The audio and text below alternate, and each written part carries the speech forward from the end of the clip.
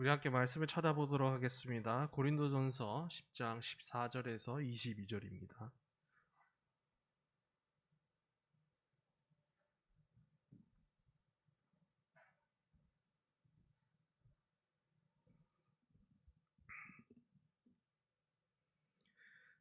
네, 우리 함께 교독하시고 마지막 절은 같이 읽도록 하겠습니다. 제가 먼저 읽도록 하겠습니다. 그런즉 내 사랑하는 자들아 우상 숭배하는 일을 피하라. 이는 자들에게 말한 것 같이 하노니 너희는 내가 이르는 말을 스스로 판단하라. 우리가 축복하는 바 축복의 자는 그리스도의 피에 참여함이 아니며 우리가 떼는 떡은 그리스도의 몸에 참여함이 아니냐.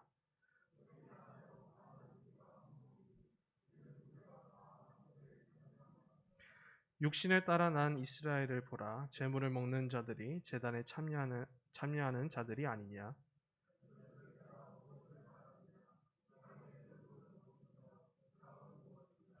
무릇 이방인이 제사하는 것은 귀신에게 하는 것이요 하나님께 제사하는 것이 아니니 나는 너희가 귀신과 교제하는 자가 되기를 원하지 아니하노라.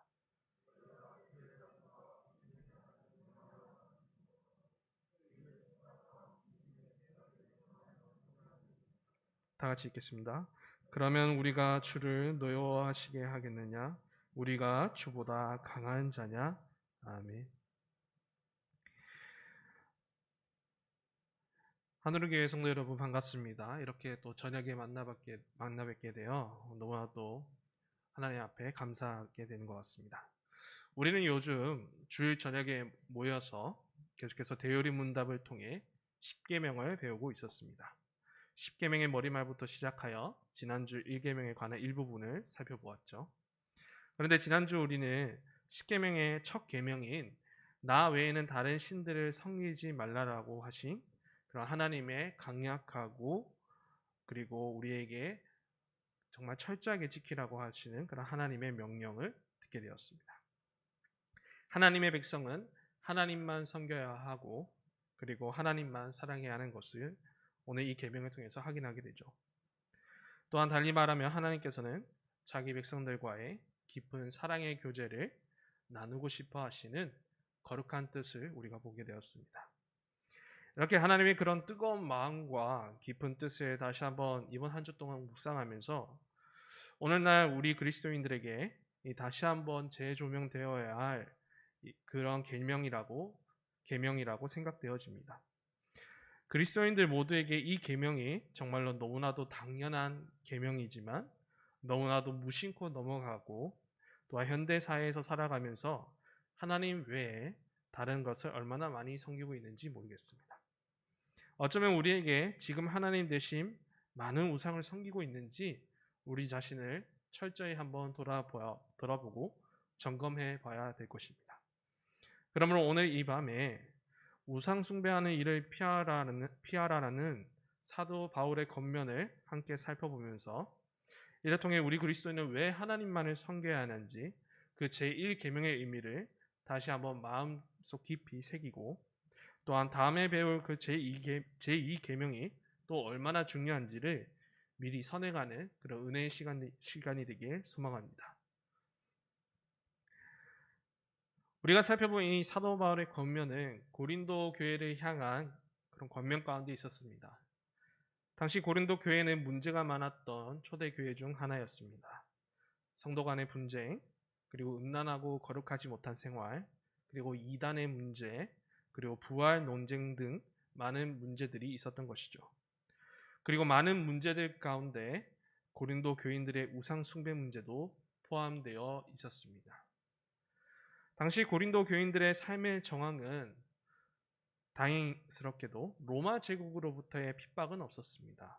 하지만 유대인들의 방해가 더욱더 있었고 그래서 법적으로는 기독교 신앙에 대해서는 어느 정도의 자유로움이 허용되어 있었습니다. 그런데 고린도 교인들은 이러한 어느 정도의 자유로운 상황일지라도 로마 시대는 어떤 시대였습니까? 바로 심각한 다신교 사회였습니다. 로마 시대에는 주요 도시를 건설할 때 항상 신전을 건설했습니다. 그리고 그 도시가 섬기는 신들을 모실 수 있도록 하였고 동시에 국가적으로는 황제를 숭배하도록 요구되어 있었죠. 이처럼 고린도 교회는 고린도라는 도시는 그리고 고린도 교회가 속해 있는 그곳은 이러한 배경과 이러한 삶의 풍토 속에 그런 가운데 다신교 사회 속에서 있었던 것입니다. 그래서 소수인 고린도 교인들은 끊임없이 하나님 대신 우상을 섬길 수밖에 없는 상황 가운데 놓였고 또한 노출되어 있었습니다.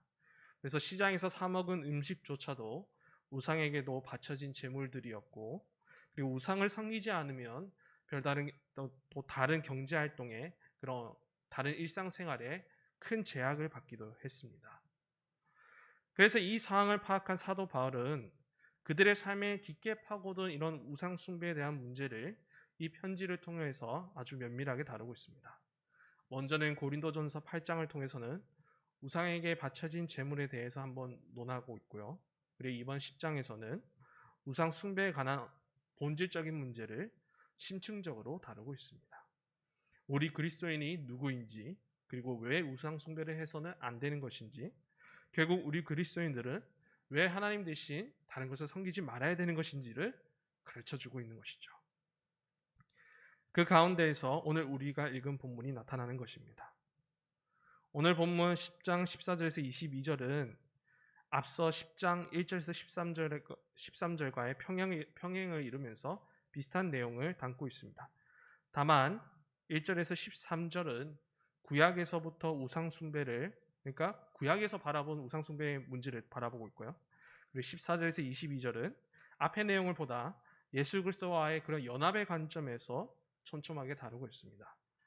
그래서 우리는 지금부터 이제 14절에서 22절을 살펴보겠지만 동시에 1절에서 13절의 내용도 같이 참고하면서 우상 숭배를 피하라는 사도 바울의 권면을 함께 듣고자 합니다. 이렇게 다신교 사회 가운데 놓여 있는 이 고린도 교인들에게 사도 바울은 아주 강력한 권면을 전하고 있습니다. 우리 14절 15절 이렇게 시작하고 있는데요. 그런즉 내 사랑하는 자들아 우상 숭배하는 일을 피하라. 나는 지혜 있는 자들에게 말한 것 같이 하노니 너는 내가 이르는 말을 스스로 판단하라 라고 이렇게 사도 바울은 강력하게 권면하고 그리고 그 권면을 시작하고 있습니다. 사도는 고린도 교인들을 이렇게 지칭합니다.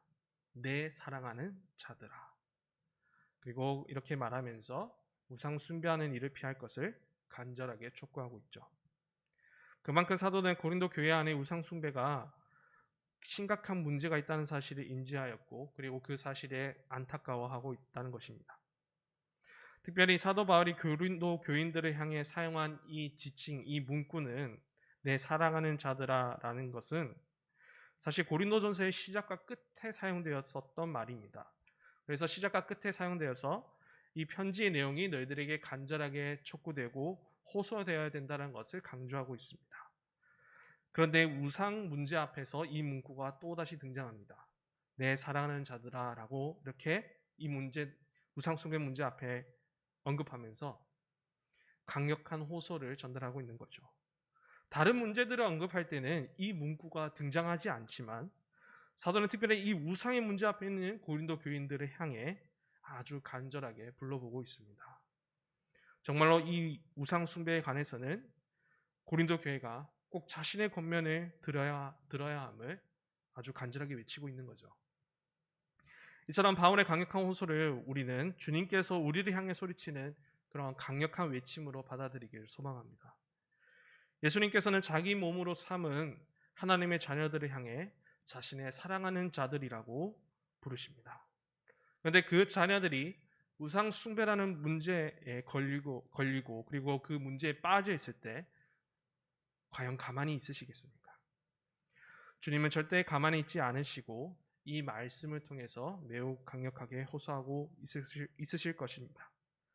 그러면 우리 모두 주님의 간절한 호소를 무시하지 않고 더욱더 듣길 소망합니다.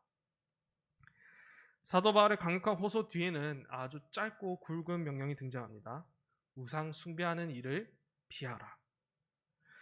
구약에서부터 우상 숭배를 다룰 때 흔히 쓰는 표현은 우상을 파괴하거나 만들지 말라 이런 표현들입니다. 그런데 여기에서는 피하라라고 이렇게 말하고 있습니다. 구약에서는 이스라엘 사람들이 신정 국가를 이루어가는 사회였죠. 그때는 아무래도 다수가 하나님을 믿는 세상을 살아갔기 때문에 하나님께서는 그 가운데서 우상을 만들지 말고 파괴하고 이렇게 이야기하셨던 것 같습니다. 그런데 신약의 초대교회는 유일하신 하나님을 아는 자들이 매우 적은 세상을 살아가고 있습니다. 소수였던 그리스도인들이 우상을 섬기는 이들이 다수인 세상에서 과연 우상을 파괴하며 살아갈 수 있겠습니까? 그래서 사도 바울은 너무나도 극단적인 상황을 만들지 않기 위해 우상을 만들지 말라 이런 말 대신 우상 숭배하는 일을 피하라라고 권면하고 있는 것이죠. 소수의 그리스도인들이 이 다수의 우상 숭배 사회 속에서 살기 위해서는 피할 수밖에 없는 것입니다. 이처럼 오늘날 우리 그리스도인들도 소수로 살아갑니다. 그때와 같이 많은 사람들이 우상을 섬기며 살아가고 있는 이 세상 속에서 우리도 동일하게 살아가고 있는 것이죠. 그러므로 주님께서는 우리에게도 동일하게 이 우상 숭배하는 일을 피하라라고 명하십니다. 근데 왜 피하라라고 명하고 있을까요? 다시 한번 그 이유를 좀 더 본질적으로 좀 더 깊게 살펴보자면 하나님께서는 우상을 숭배하는 자리를 능히 피할 길을 또한 열어주시기 때문입니다. 또한 하나님은 우상을 숭배하는 자리를 피하는 문을 우리에게 만들어 주시기 때문입니다. 우리는 일상을 살다 보면 우상을 숭배하는 자리를 매우 쉽게 그리고 자주 마주하게 됩니다. 마치 시험이 찾아오듯이 아주 그런 일들이 힘들게 하지만 하나님 아버지께서는 사랑하는 자녀들이 그 자리를 피할 수 있도록 길을 열어주시는 그런 능력의 하나님이십니다. 그러므로 사도 바울은 14절을 말하면서 그리고 우리 13절을 살펴보지 않았지만 13절에서 함께 이렇게 연결되어서 우상 숭배라는 시험이 찾아올 때 피할 길을 열어주시는 하나님을 더욱 의지해야 될 것을 함께 촉구하고 있습니다. 하나님께서는 그저 나 외에는 다른 신을 섬기지 말라라고 명하시지 않으셨던 것이죠.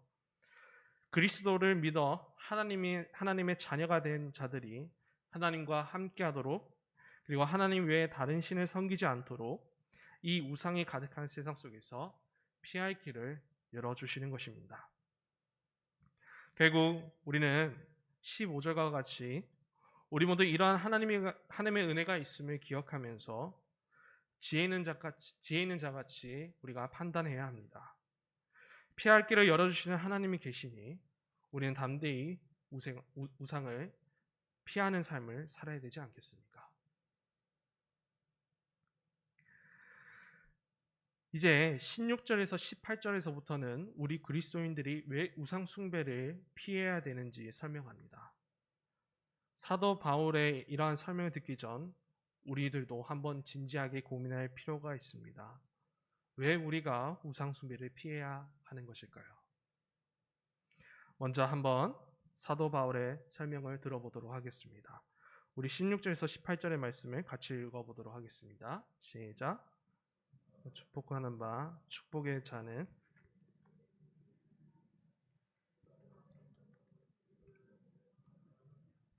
떡이 하나요 많은 우리가 한 몸이니 이는 우리가 다 한 떡에 참여함이라. 육신을 따라 난 이스라엘을 보라. 제물을 먹는 자들이 제단에 참여하는 자들이 아니냐. 아멘. 사도는 그리스도인들이 우상 숭배를 피해야 하는 이유를 아주 명확하게 설명합니다. 바로 그리스도인들은 하나님의 아들이자 유일한 구원의 중보자이신 그리스도와 연합했기 때문이라고 설명합니다. 다시 말해서 그리스도와 하나 되어 그의 피를 마시고 그의 몸을 먹는 영적 식탁에 초대되었기 때문에 우리는 우상 숭배를 피해야 된다라고 그 이유를 설명하고 있습니다. 16절에서 17절에서 나타난 사도 바울의 설명을 좀 더 살펴보자면 사도는 축복의 장과 떡이 등장하는 6월절 식탁 교제를 보여주며 성찬의 의미를 꺼내어 봅니다. 먼저 축복의 장과 떡은 출애굽을 기념하는 6월절 식탁의 교제로부터 유래됩니다. 6월절 날 유대인들은 이렇게 모여서 총 4번의 잔을 나누는데요. 그 중에 한 번은 구원하신 하나님께 감사하며 복을 빕니다. 이때 하는 것을 축복의 잔이라고 하죠. 그리고 떡을 떼며 구원의 기쁨과 감사를 나눕니다. 그런데 이 6월절 식탁의 교제는 그리스도 안에서 성찬으로 바뀌었습니다. 이제 그리스도인들은 이 축복의 잔을 들 때에 자기를 위해 피 흘려 죽으시고 죄 사함을 얻게 하신 예수 그리스도께 감사하고, 떡을 뗄 때에는 그리스도의 몸에 참여하여 연합되었음을 함께 기뻐하고 찬양하는 것이죠. 이러한 영광스러운 식탁의 교제를 통해서 알 수 있듯이 우리 그리스도인들은 그의 피를 마시고 그의 몸과 그리고 하나된 연합을 누리고 있는 것입니다.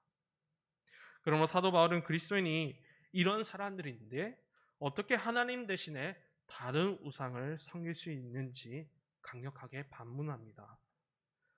그리고 심지어 더 예를 쉽게 하기 위해서 18절에서는 유대인들의 제사를 언급합니다. 유대인들의 제사는 율법에 따라 제물로 바쳐진 음식을 함께 나누어 먹는 그런 하나님의 계명이 있습니다. 이를 통해 하나님의 백성으로서의 하나됨을 상징하였죠.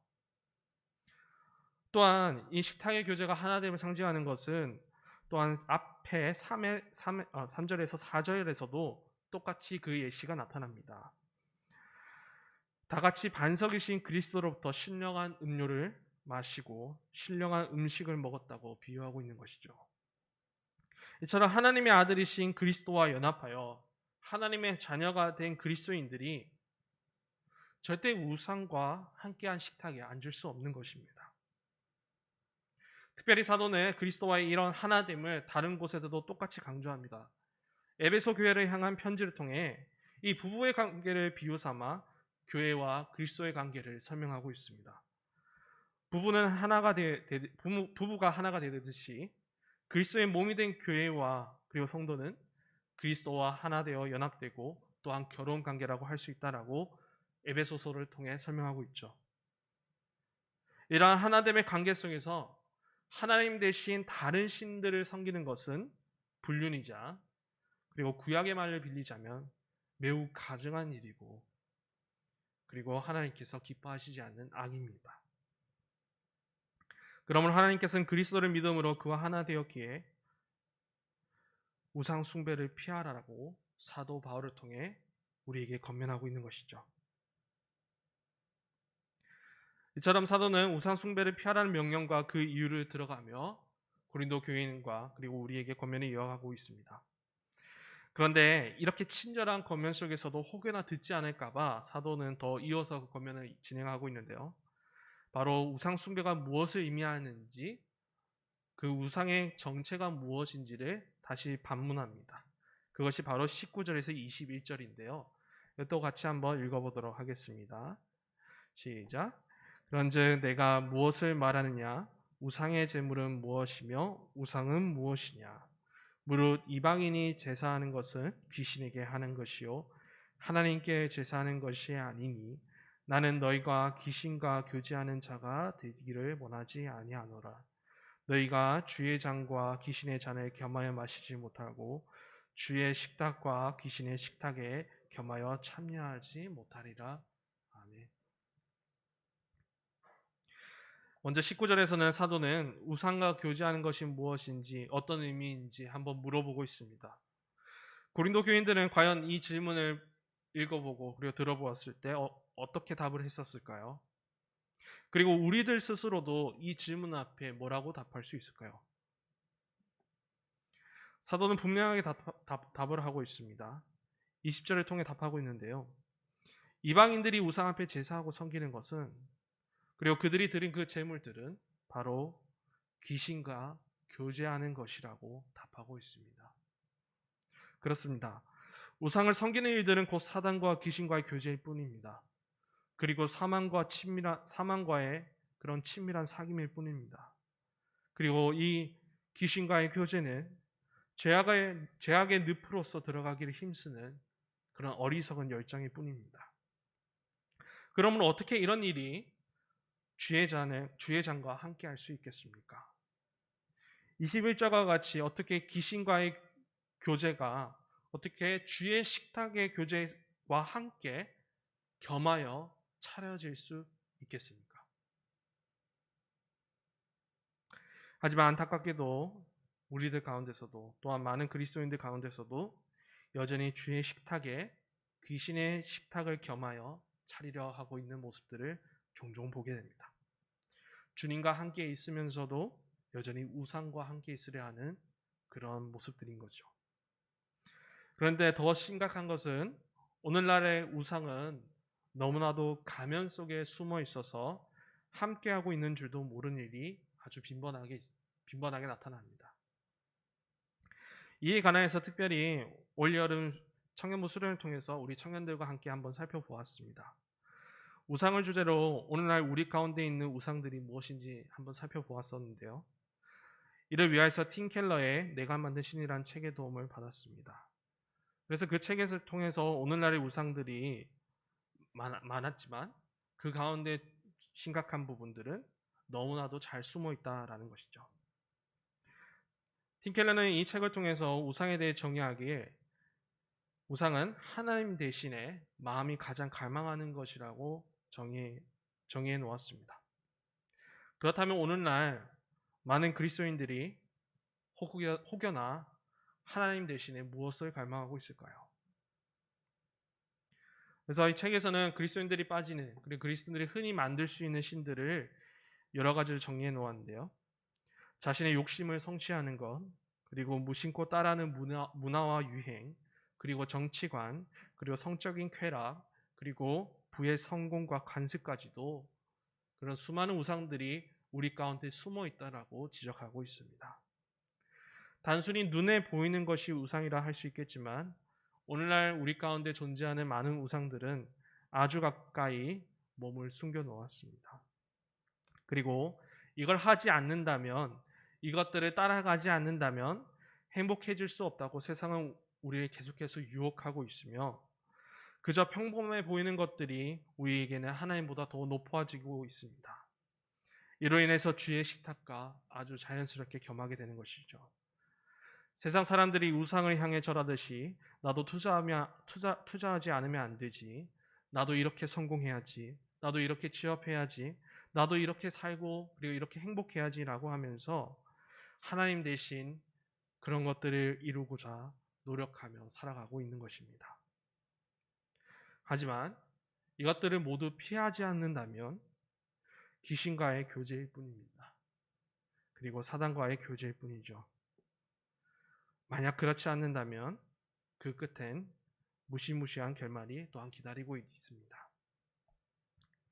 사도는 지금도 그리고 앞으로도 하나님 외에 다른 신인 우상을 섬기는 일이 얼마나 위험한 일인지를 일깨워줍니다. 만약 주의 식탁에 그런 귀신의 식탁을 겸할 때 무슨 일이 일어난지 22절을 통해서 마무리하고 있는데요. 이렇게 사도 바울은 말하고 있습니다. 그러면 우리가 주를 노여워하시게 하겠느냐? 우리가 주보다 강한 자냐? 그렇습니다. 귀신과의 그런 교제 식탁의 결말은 무엇이냐? 하나님의 노여움을 사는 것입니다. 우상 숭배로 인해 주의 노여움을 산 일은 이미 구약에서부터 전해져 온 아주 중요한 교훈이기도 합니다. 사도는 이 교훈을 먼저 5절에서 11절을 통해서도 보여주고 있습니다. 이 9절에서는 출애굽한 이스라엘 백성이 하나님이 임재하신 그 시내산 앞에서 금송아지를 만들어 우상을 숭배한 사건을 다시 꺼내어 봅니다. 그 음행한 일로 어떤 결말이 나타나게 됐냐? 그 음행한 그 3,000명이 모두 다 죽게 되었습니다. 또한 그뿐이겠습니까? 출애굽한 이스라엘 백성들이 하나님 대신 다른 것을 섬기며 하나님을 끊임없이 시험했고 오망했습니다. 이로 인해 하나님께서는 불뱀을 보내 그들의 최후를, 그리고 끔찍한 최후를 맞게 하셨고 또한 그런 원망한 자들의 멸망을 면치 못했습니다.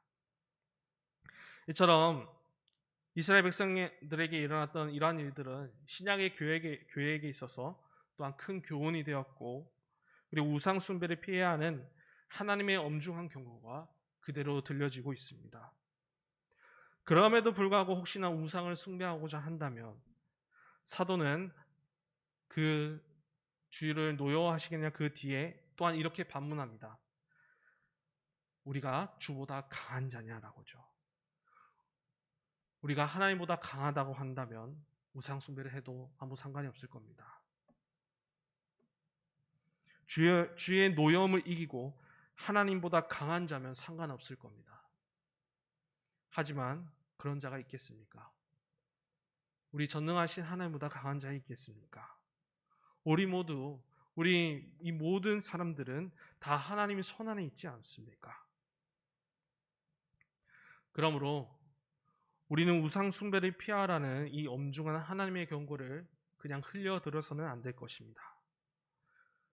만약 여전히 자신의 마음 가운데 그리고 우리의 마음 가운데 하나님 대신 이 귀신의 식탁에 앉아 우상과 교제하기 사모한다면 그 끝에는 주의 노여움만이 가득할 것을 기억하시기 바랍니다. 사도는 강력하게 고린도 교회가 이렇게 우상 숭배를 피할 것을 권면하고 있습니다. 우상의 실체를 밝히고 그리고 왜 우상을 숭배해서는 안 되는 이유를 강력하게 호소하고 있는 것이죠. 이러한 사도 바울의 간절한 외침은 오늘날 우리에게도 동일하게 울려 퍼집니다.